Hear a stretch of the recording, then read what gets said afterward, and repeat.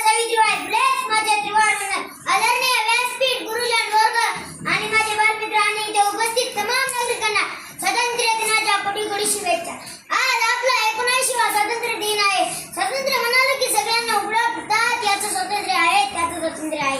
हे करू शकतो, ते करू शकतो, पण तुम्ही जबाबदारी आणि कर्तव्य विसरता. स्वातंत्र्य मिळाल्यापासून भारताने खूप प्रगती केली आहे.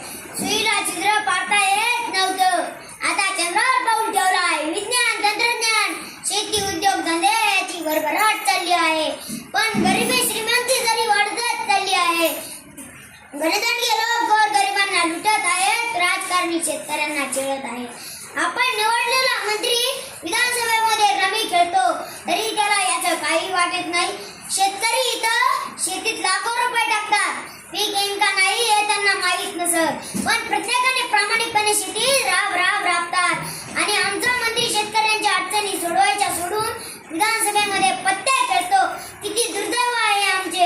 एक श्रीमंत गणदांडगा पैशाच्या जीवावर आणि सत्तेच्या जीवावर आमचे श्रद्धास्थान असणारी एका मठातील त्याच्या हत्तीनं त्याच्या शोक पाहण्यासाठी गुजरातच्या खाजगी प्राणी संग्रहालयात नेतो.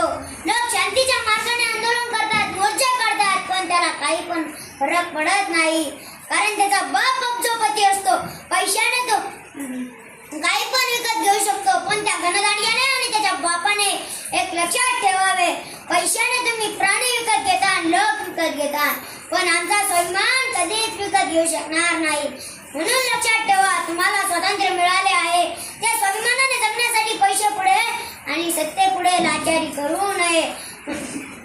खोट्याला खोटं म्हणा आणि स्वाभिमान जपा. एवढं बोलतो आणि थांबतो. जय हिंद, जय महाराष्ट्र. Very good.